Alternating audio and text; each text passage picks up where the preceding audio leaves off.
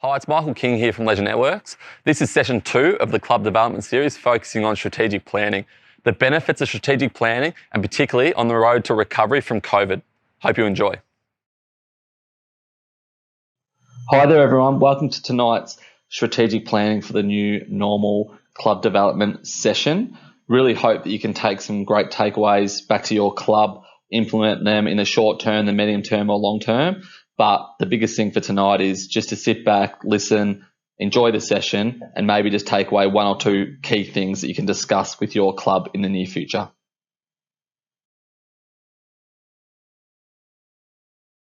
Hi all, Jesse Drever here from Leisure Networks. In terms of the tactics for tonight's webinar, we're going to look at what is a strategic plan or an action plan, what are the benefits of implementing a plan within your club's operations, and within that as well, we'll look at when they work well and conversely when they do not meet expectations. We'll also look at who you can potentially engage to help both write the plan and implement it, as well as the smarter objectives and how they can play a role in terms of designing some of your actions. And lastly, what you can do to review your current club demographics and statistics to assess the gaps and opportunities that might exist for your club within a SWOT analysis. Now we're going to talk about the impacts of COVID-19 on sport as a part of this session.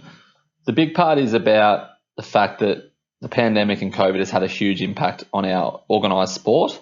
As a result, we weren't able to play for prolonged periods. We were cut short all the way through. Had a huge impact on our club's ability to maintain ongoing participation, but also ensure that we're in a good place. We've got a good environment. We're set up in an appropriate culture, and also that our club is running in a well-managed machine from our governance level, president, right through down to our participation and our volunteers.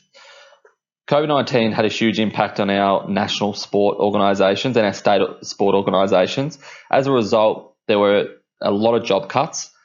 Job cuts at a national and state sport level mean that as a result, the impact really is felt at the grassroots level. So if you're listening tonight in Clubland, there was a significant impact on your ability to maintain and operate a successful and a sustainable club.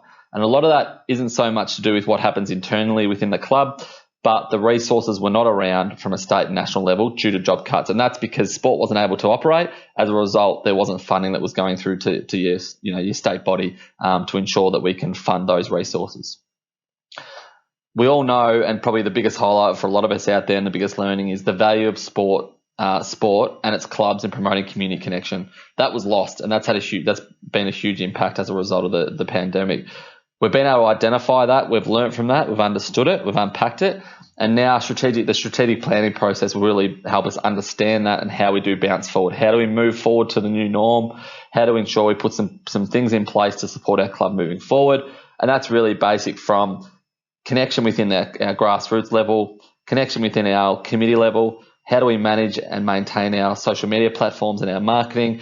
But the value of having a really clear purpose within our strategic plan about connection. What are the things, when you put connection in the middle and draw a circle around it, what are the tentacles that connect to it? What are the things that we need to do at our club to ensure that we keep connection strong? And let's be honest, it's probably the number one thing we're thinking about right now as a result of the experience we've been through to this point.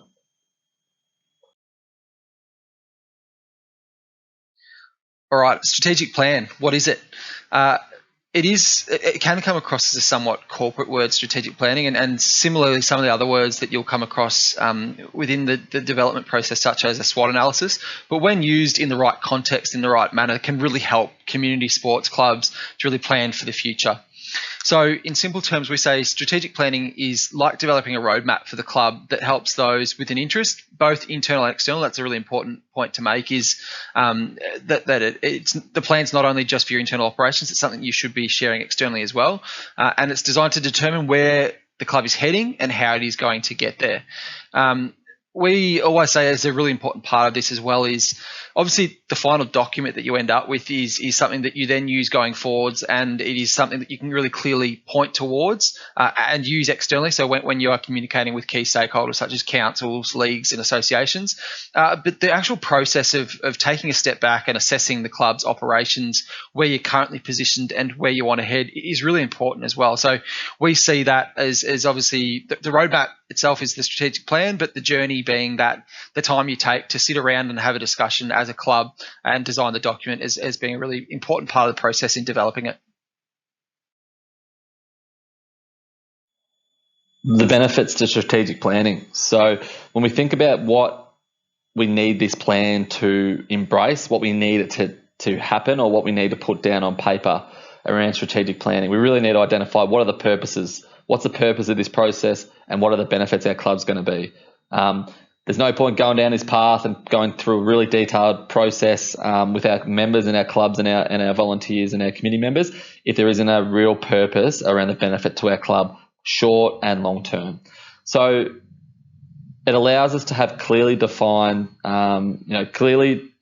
and communicates your priorities. So the plan in place allows us to park anything that sits outside of the norm, sits outside of the plan itself, and it allows us to hone in and specify the priority areas that we do have. Identify strengths, future challenges, and priority areas for development. So what's that club doing well? What do we really hone ourselves on? What do we market ourselves around? What are the things that we celebrate? Because sometimes we do look at the things that we aren't doing well. What are we doing really well? What are the challenges we will face moving forward? So there's going to be some overflow on the back of the COVID-19. There's going to be some back-end issues that we're going to experience as a club. But, hey, we've got to get moving. So this process will allow us to put one step in front of the other, one foot in front of the other, and make sure that we can get to the end point in the right manner. And it also allows us to prioritise areas for development. So if you were to close your eyes or to step out of the space, what are the things this club needs to bounce forward? So right here, right now, we're talking volunteer retention. We're talking an environment that's culturally safe, an environment that welcomes people. We're offering plenty of opportunities, and we want that connection.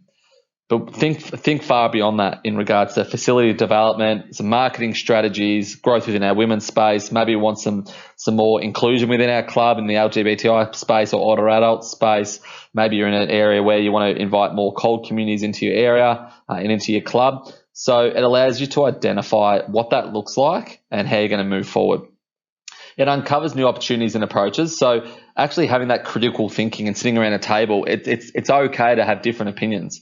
But it allows you to have that critical thinking around challenging each other around what do we stand for as a club? What do we want this club to look like moving forward? But also, we need to actually park what's happened in the past. Let's not bounce back and think this is how it's always been, and also reflect on the fact that our club used to run like this beforehand. Things are going to be different. We need to bounce forward. We need to innovate. We need to be creative, and we need to think about ways that we want to move forward as a club. So new opportunities are going to be presented.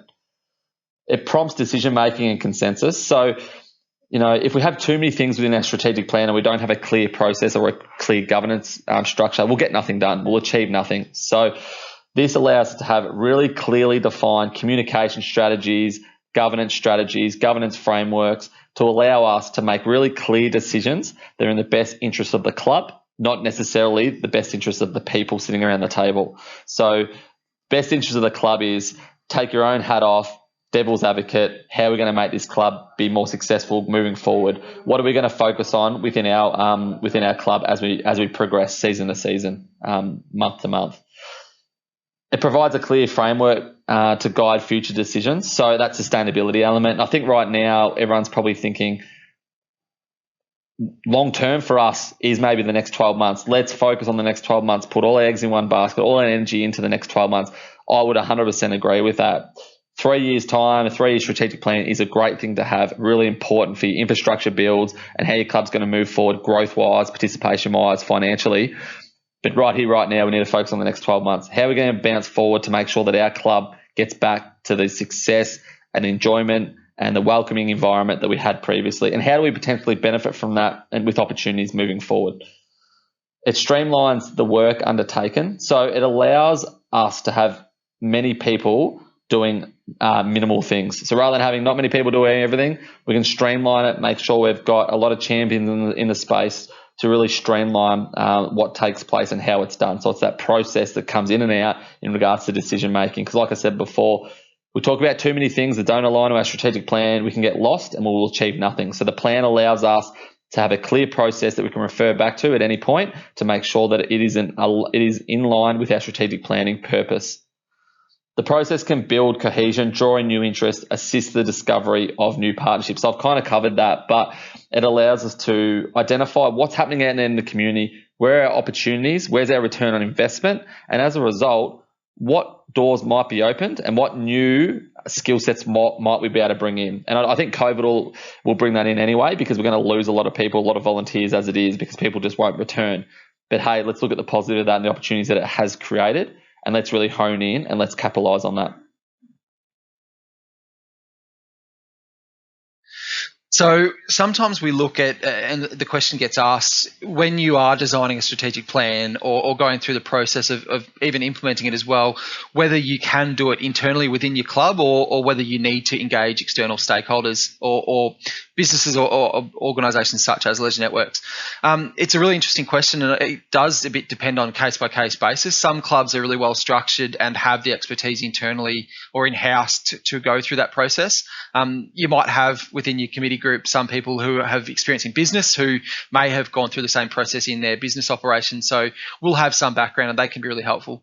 But conversely, we also think it's really important to have some impartiality as part of that process as well. So that's the benefit of engaging someone external, is that they can effectively kind of guide the club through the process and get the insights and feedback from the club, but also have the ability to sit back and take stock of everything that's coming in and design with that, as I said, in that impartial lens within it as well. So benefits and pros and cons to both approaches. Obviously, sometimes when you look to engage external, that there'll generally be a cost associated with that, but there are ways to alleviate those costs through potentially grants or council funding.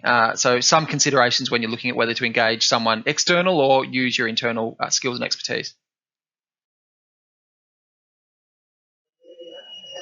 When strategic plans don't meet expectations. So we have to cover this. It's kind of a bit of a risk management or a risk mitigation strategy, because we can have a strategic plan in place, we can develop one, we can design one, we can implement one, but we need some risk mitigation around it to make sure that we can succeed and we can deliver on our promise to our members.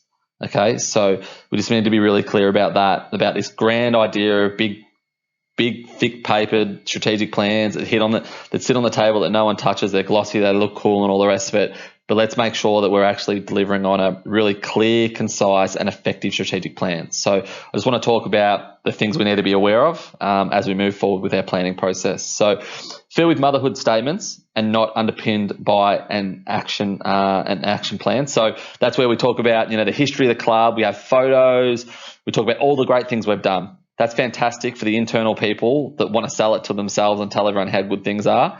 Hey, it's not really going to be beneficial for us moving forward. We need to talk about what are we going to do, how we're going to do it, who's going to do it, and what are the benefits to us as a club. There's no one overseeing that it happens. So first thing for me is make sure your strategic plan is on your agenda item for every committee meeting, just so that it's covered. Where are we at? What's it look like? What are the actions that need to take place? Are we delayed on anything? Are we moving forward? Those sort of things. But there needs to be someone that champions it and that owns it at the table. So as you're working through a strategic plan, whether it's with Leisure Networks or internally or externally, you need to make sure that someone owns it so that you can actually continually put it in front of everyone's face to empower them to make sure things happen. Because if no one owns anything, nothing will get done. No one is all that committed to the plan. So it's that thing of let's do a strategic plan because we've been told to. You need to buy into it. You need to own it. So sometimes people are told by local government, hey, go to a strategic plan, come back to us and we'll do the work that you need us to do.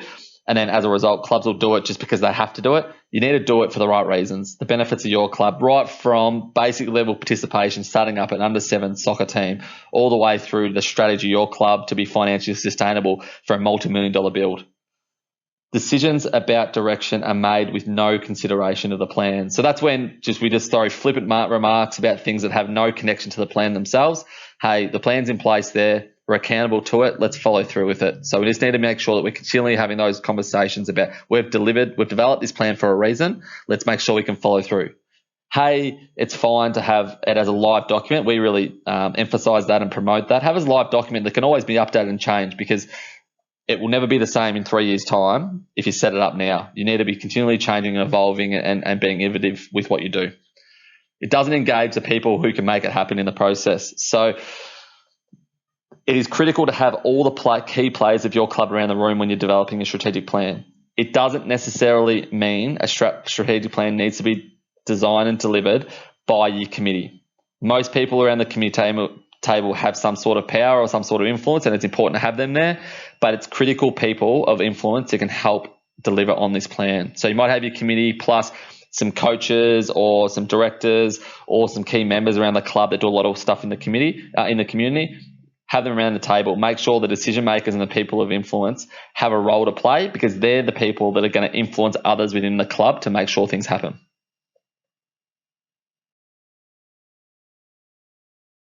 So Michael's just taken you through when strategic plans don't meet expectations. Conversely to that, the plans that we always see as being successful are the ones that are reviewed or changed regularly. And that's when we go through the process of designing a strategic plan. We always give it in Word format as a final document. So it is something that you can pick up and review. And a really good example of that was obviously COVID, that there were a number of clubs out there that put in strategic plans in place prior to the COVID pandemic. And for some, because they didn't have those processes in place to review it, the plan effectively was thrown out the door because of the challenges that COVID presented.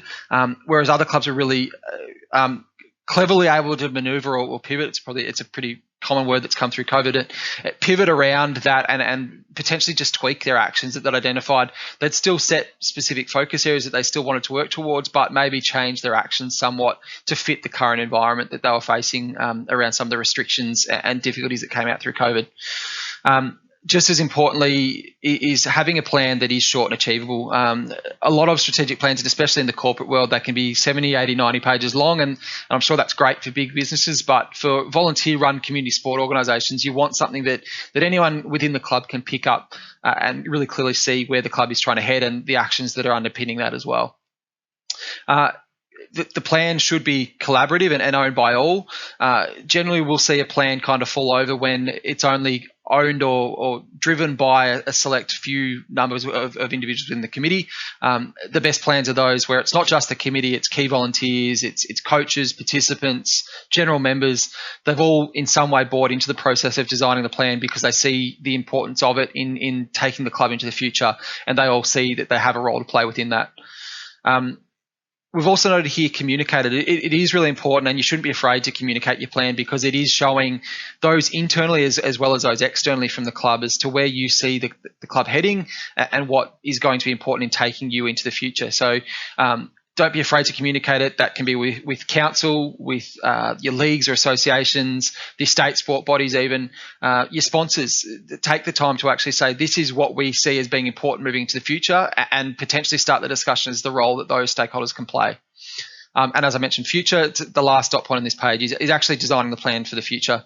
You want to have it as a guiding point for where you're heading. It's not just an assessment of where you are currently. That's an important part of the process, but it really needs to be that document that helps around decision making, brings you back to when you're looking to make decisions for the future of the organisation, that it has the strategic plan in mind when you are making those decisions.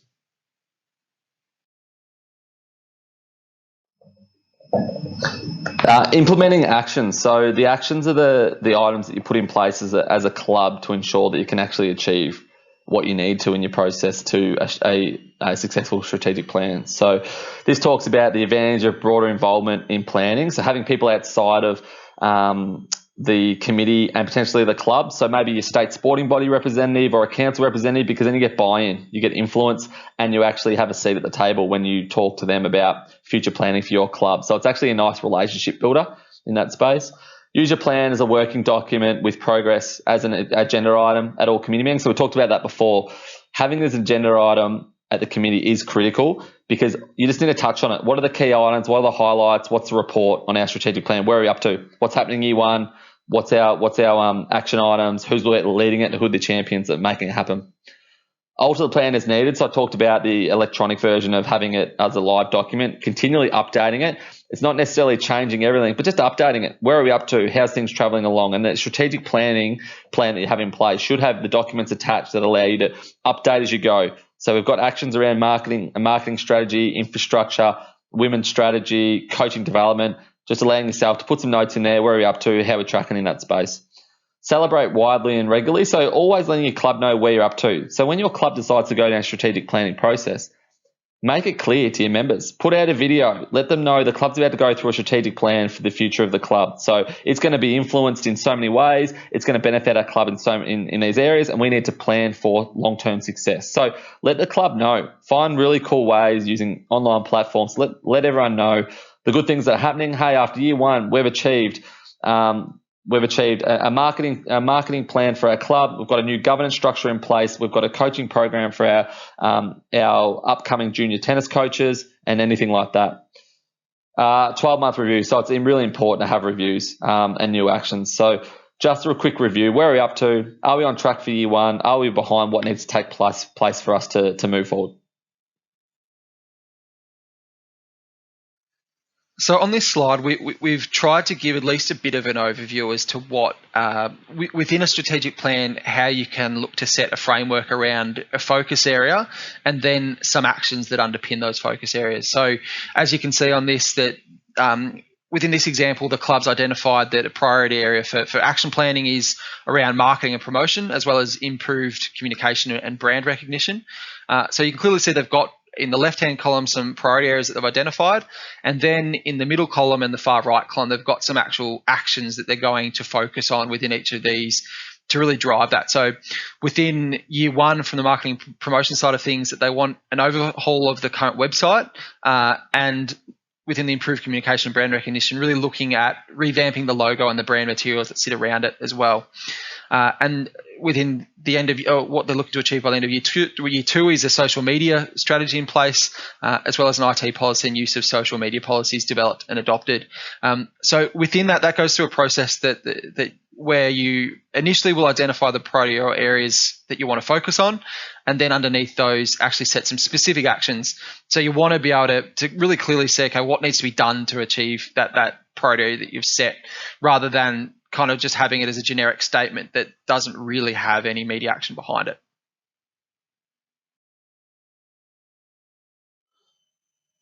So the critical steps around the strategic planning process and things you can really be accountable for and make happen very quickly is to ensure you gather the right people, have conversations, talk to people about being involved in the process, make sure you have those critical thinkers, make sure you have those people that play devil's advocate, and make sure you have those people that are really keen or willing to respectfully have those debates, because they are critical. Having everyone around the table that is yes, yes, yes will not help your club move forward, because everyone agree on the same things without having that critical thinking about outside thinking, outside scope, and outside ideas that can help your club moving forward. The SWOT analysis, so we'll talk about that in detail in a minute, but it's important to have that SWOT analysis to understand your strengths, weaknesses, opportunities, and threats. Have that as a really clear activity in place, have the right people around the room, and really throw those ideas up and see where they sit. The plan itself, it's a nice detailed plan that allows you to have those conversations moving forward, something you can refer to, something that you can update, but also something you can be really proud of and make sure that you circulate it around your local government, with your state sporting body, associations, and those critical friends. And the review. So having ongoing reviewing is critical. So it's kind of the evaluation process. Make sure you're not sitting there and looking at the review once a year. Make sure you're reviewing it. Where are we up to? Who is a champion around that? And how can we make things happen? Within this workshop, we want to give you a takeaway activity that you can actually start the process of critically analysing your club and working towards what you'd need to do to start the process of designing a strategic plan or an action plan. So what we've got here on this slide is the template for a SWOT analysis. So SWOT stands for strengths, weaknesses, opportunities, or threats. Sometimes you might see weaknesses interchanged for areas for improvement. But the way we use this is effectively a tool to critically analyse where you currently sit as a club. So you're looking at what your club's strengths are, the areas for improvement, and a lot of the times the strengths and the areas for improvement are really looking internally as to how you operate, and then also looking at some development opportunities and threats. And sometimes it can be really useful to look externally when you're looking at the opportunities and threats side of things. You will inevitably see some opportunities that are from your internal operations, but also it can be really useful to look outside and say, okay, well, within our community, within our particular sport, what we have as a club, what are some potential opportunities that we could look to capitalise for the future growth of our club? So that might be around engaging schools. You might be geographically located in a growth corridor, so there might be some potential new participants you can tap into. That there might be a diverse range of potential participants within your community that you don't currently see reflected in your club. So there are some potential opportunities you could look to focus on. And lastly, the threats, again, somewhat external, but you're looking there at within the potential growth or future focus that you see as a club, what are some potential threats that might stop you getting there? So COVID obviously was a big one that we've seen, but within COVID as well, there were some other particular areas. So the general drop off in participation numbers, or people turning away from sport as their recreation source. So they might have turned to running or walking, or more so than organised sport. And you can also look at what your relationships are with kind of key stakeholders. They can sometimes sit within this threat category as well. So if you don't have a strong relationship with your governing body, with your council, if you don't have funding that can really support you in those areas, they can be threats to that real future growth. So just reinforcing around the SWOT analysis, just some really critical questions to ask yourself and keep in your mind. What are your club's strengths? What are your club's weaknesses? What are some potential opportunities for your club? And what are some threats on the horizon for your club? So we've touched on a few of these already, but when you do go through the process of at least having a look at what a SWOT analysis looks like and using it within your own club context, we've got on the slide here a couple of the key categories to have a think about. And when you do think about them, see where you are plotting some of these within the 4 quadrants. So whether it's a strength, a weakness, a potential opportunity to capitalise on, or a threat for your club. So participation numbers, have you seen growth in this over the years, or a potential decline? Is there some diversity amongst the participation, or have you got a particular group that are strongly represented within your participation numbers? Ideally, you'd like to see some diversity, and also you'd like to see that your participation numbers fairly closely reflect what is existent within your community as well. Similarly, volunteer numbers, have a look at whether you have a really strong volunteer base or whether work is spread amongst a small group, and within that as well, having a look at your volunteer mix. So that's from a skills perspective, gender perspective, diversity and background side of things. As we said with the participation numbers, your volunteers as well, as much as possible, should try and reflect those that are within your club and within your community as well. Tied to volunteers is obviously your succession planning for key leaders in the club. So you want to have a think about where it's positioned at the moment. Have you got people in place that if your president, your vice president, your really key committee members, if they did walk away for some reason, and I'm sure a lot of clubs have seen that through COVID, if those kind of people did walk away, are you comfortable in the fact that you've got the next leaders in place to take the club into the future? If not, maybe it's time to start the process of kind of analysing who those people might be, what upskilling they might need, or if you don't have them within your club, what you might need to do to potentially find those next key leaders within your community, as well as kind of potentially even within your sponsorship base. There are a range of different areas that you can look at from a succession perspective. Obviously, financial position, it's a really key one, and it's been enhanced through COVID, is where you sit from a financial perspective.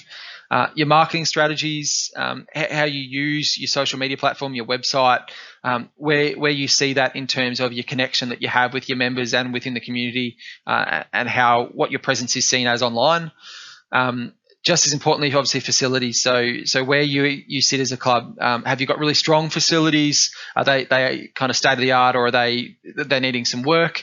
Within the facilities discussion as well, also have a look at kind of how you're using your facilities. So if you've got the ability to potentially have either those within your club or potentially others within the community use your facilities at off-peak times, have a think about that in terms of a potential revenue source. These are all things that you can start having a think about in terms of where your facility usage and where your facilities sit from a strength, weakness, opportunity or threat perspective. And lastly, it can be seen as the boring topic, but in terms of running a sports club, obviously the most important is your governance practices and how you run the club. So having a look at where your rules and policies are positioned, are they up to date? Do you review them regularly, or are they kind of sitting on the shelf, gathering dust, not being looked at? As well as your meeting processes and communication with your members. So making sure that as a committee, as the key governance leaders within your club, that you have got practices in place that can really support.